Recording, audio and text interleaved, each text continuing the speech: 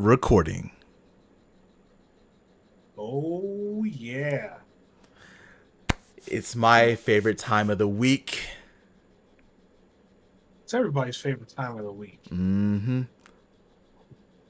What are we So doing what we today, got? Prophet? No. See, I got the lines. What do we got today? We are going to be talking about all things AEW on this episode of Off the Top Rope. Goddamn right. For those who aren't aware, this one, if I do this right, which I'm putting it out there in the world right now, if I do this right, this episode should be the first episode that you hear. We are doing a little bit different when it comes to the podcasts. We're actually going to be breaking up AEW and TNA and other things into different episodes. So today, as you listen to this, you'll get all the AEW goodness. And then tomorrow, you should be getting all of the TNA goodness. Make sure you watch both those. Make sure you like, comment, and do all those good things. Let us know if you like that or not. And I think we're good. Oh, shit. Okay, man. So this week, man, Dynamite was on fire. Dynamite was. And then Collision, that main event, was on fire. Yes, it was. Showed why the women's division in AEW is the best in all of North America, which we've been saying for weeks already. But yes, sir.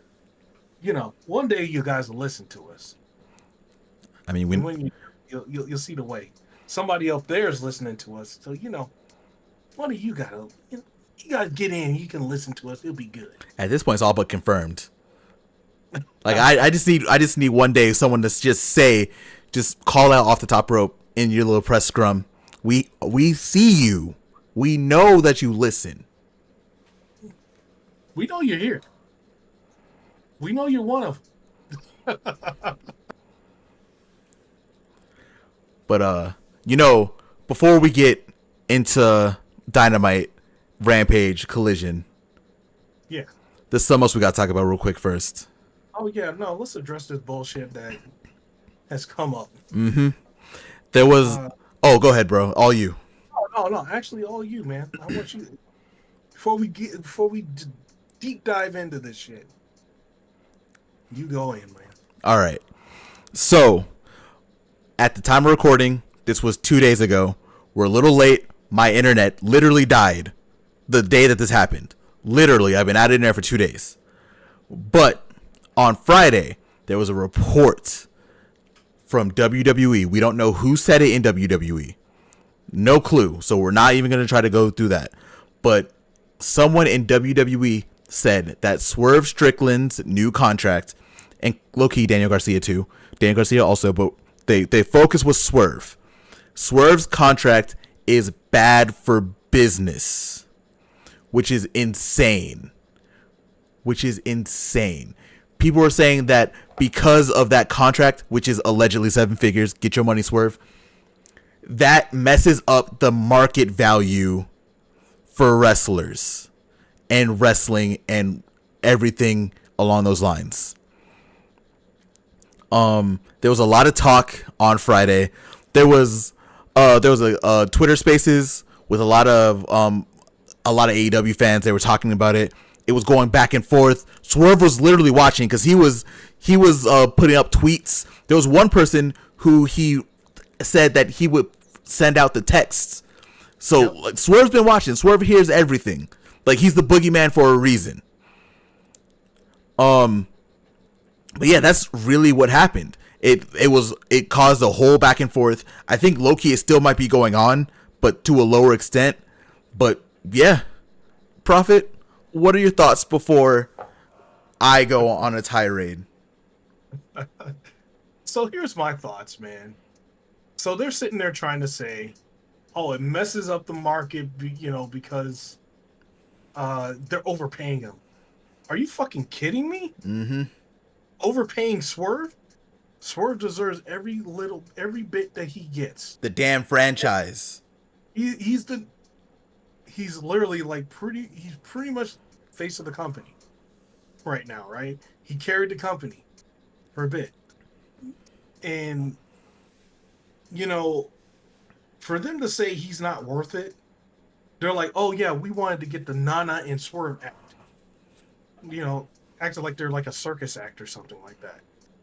And that's how they would have treated them if they would have went to WWE as like a fucking sideshow. Which, no, Swerve and Nana, that whole thing is not a sideshow. It's the show. Let's put it right where it is. I just think like they're pissed off because they can't lowball everybody anymore. Mm-hmm. They're mad because they're like, hey, we'll lowball you, you know, give you like, you know, a bucket of fried chicken and a fucking WrestleMania moment. What do you think? And everybody's like, fuck you. Yep. Like, what the fuck am I gonna do that for?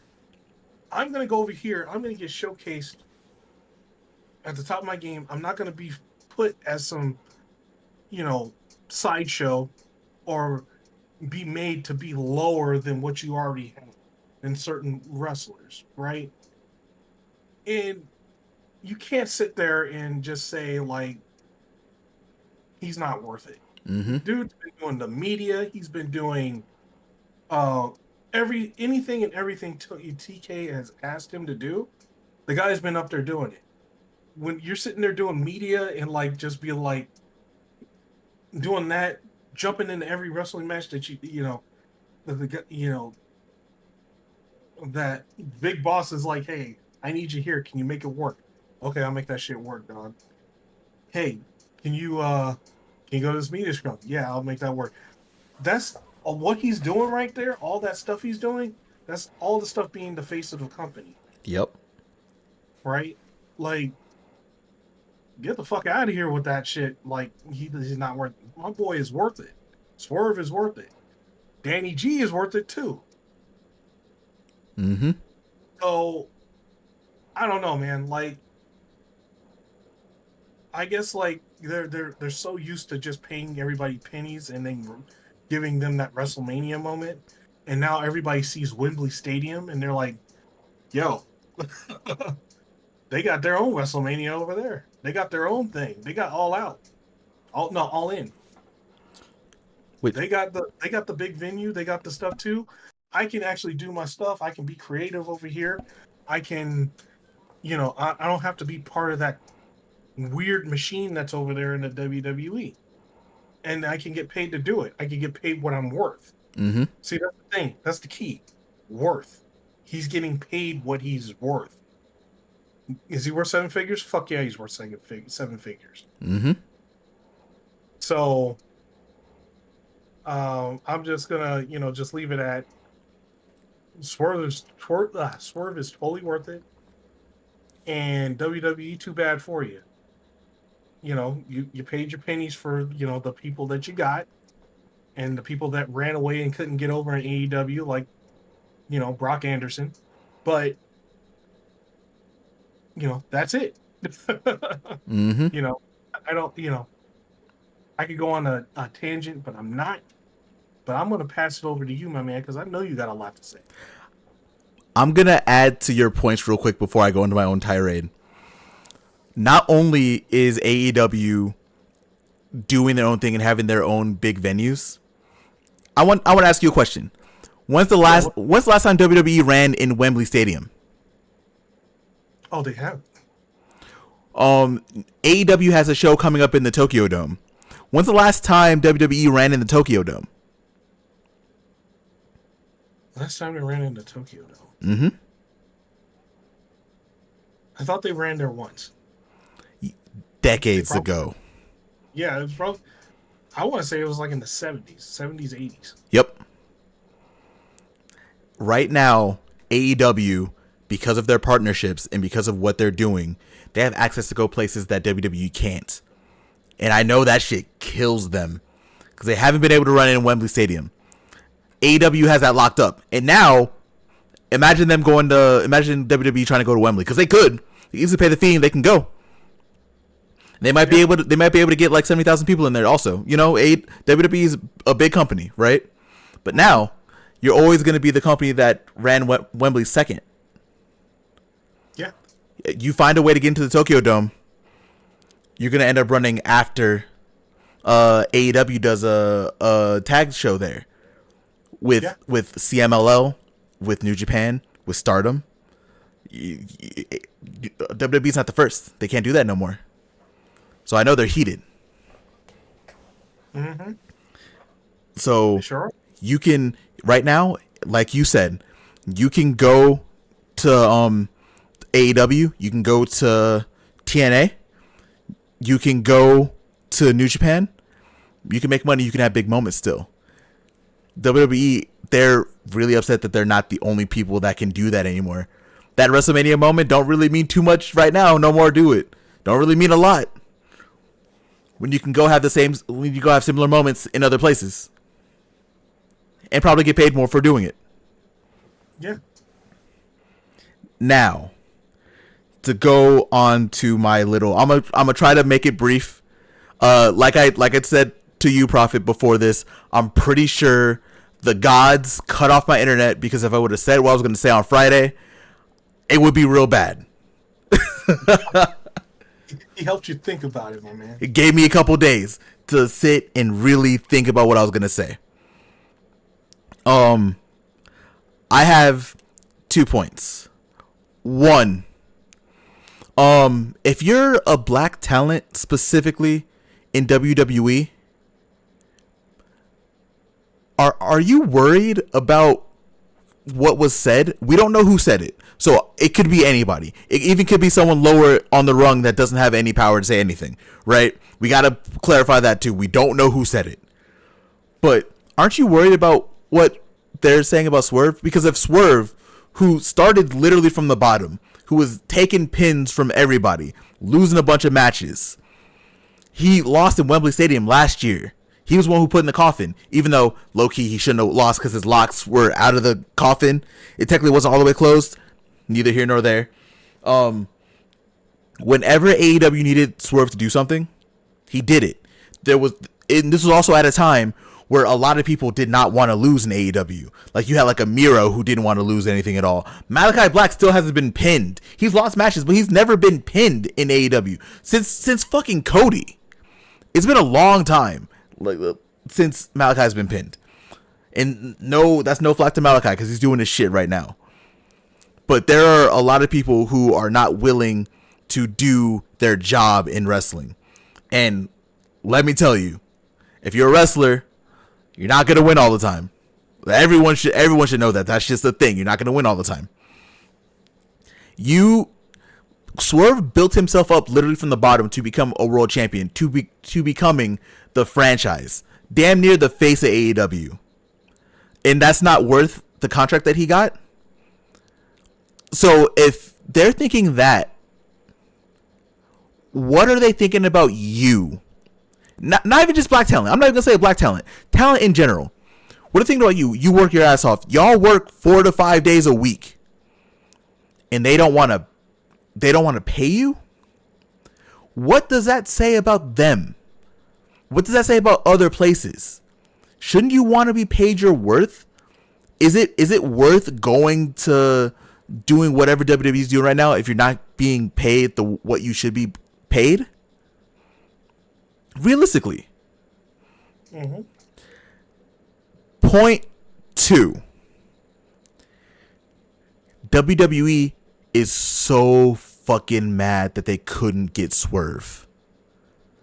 Because that was part of the report. Part of the report is they wanted Swerve. They wanted Swerve and Nana. Prophet even said it. They wanted to get the Swerve and Nana act. But they couldn't do it.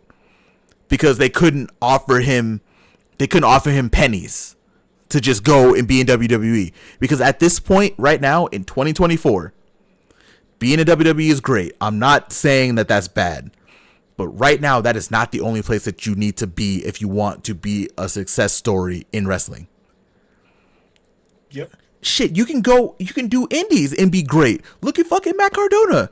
Matt Cardona left WWE and made a name for himself being the Deathmatch King in GCW. And let me tell you right now, GCW don't have no weekly TV show. But he became a name because of what he was doing down there. You don't need the WWE system anymore. I know a lot of people dream about doing that and going those places, whatever, right? And that's your dream. If you want to be there, be there. I'm not trying to say that people should not be going to WWE anymore. That's your dream. You want to go there. But you have options now. There are options. You don't just have to go to WWE, grind the schedule 4, 5, 6 days a week wrestling, staying home maybe 1 day, 2 days, and going back and doing it all over again. You don't have to do that. There are other places you can go. You can go to Japan. You can go to AEW. You can go to TNA. There's a lot of places you can go to live your dream. And if you want big moments, you can head over to New Japan or AEW, CMLL. Do whatever you want to do. But at the end of the day, WWE's just pissed that they can't control anything anymore. They can't control the narrative. They're not the end all be all for where every wrestler wants to go. And I know that pisses them off more than anything. That's where I'm going to end this tirade, because I can talk about more. I can talk specifically about why, again, black wrestlers should be really upset about what they were saying. I can talk about how the quote sounded. I won't. Mm-hmm. I could. I can talk about how racist that shit sounded, but I won't. I'm going to leave it at that. Swerve deserves his money, and y'all can just stay mad. I'm going to add to your first point. Mm-hmm. Just about, just black wrestlers in general, just hearing that, right? Like, so you guys got to think about, so it came from somewhere. I don't care where it came from, right? Mm-hmm. Even if it came from the bottom. A lot of times when you hear shit that comes from the bottom, it's something that's whispers and shit that came from the top. Mm-hmm. So you're really going to have to think about that. If it really, if it is a bottom guy, we're just saying, hey, we don't know who said it, right? Whether it's somebody from the top or the bottom. If somebody from the top is coming straight from the horse's mouth, right? Mm-hmm. It's coming from somebody from the bottom. They heard it from somebody from the top. It came from the top somewhere. Yep. You just don't randomly say that shit. So I just want to, ask, like, not just black wrestlers, just minority wrestlers in general that are in the WWE. Hearing that, what do you guys think? Right? I really hope you guys, like, take a step back and take a look. And not the ones that are at, you're going to get a different opinion from somebody that's at the top of the card, or, in the middle of the card or at the bottom, right? Mm-hmm. We don't, but you guys should really just, like, sit back and take a look. And maybe, just maybe, you guys should bet on yourselves. Yeah. I'm just going to leave it at that. We can go really deep into this because this spawned a lot of conversation from a lot of different places, right? I've heard a lot of opinions. Like, we didn't even talk about how MVP responded, how MVP was talking before this quote even came out. We didn't say a word about Mustafa Ali, what he said, what you told me about earlier today in GCW. Yeah, like, it's not like, and that's the thing, right? That's one of the things. You guys heard this, what they said about, Swerve getting his contract and getting his deal and stuff like that. This isn't the only time this has been said. No. It has been said to other wrestlers, right? Like, other wrestlers and pretty much other, people of color. And it's a thing, I know you guys want to think WWE is all sunshine and rainbows, but it ain't. No. Especially if you're a black wrestler. Or a wrestler of color. Wrestler of color, yeah. Let's put it like that. So we'll leave this at that. We can go super hard on this. Like I said, I think my internet went out for a good reason, because if we would have sat down like we initially planned on Friday, this would have been 2 hours, and I'm pretty sure I would have said some shit that would have got us in trouble. But I won't. I know we're not in wrestling. We are just fans. But y'all should, if you happen to be a wrestler, you happen to be in WWE, and you happen to listen to this, just please, even if you want to stay there, I think that's fine. There's nothing wrong with that. But just know you have a lot of other options. And across the street, you work your ass off, they'll pay you more. And you work less. That's all I'm going to say.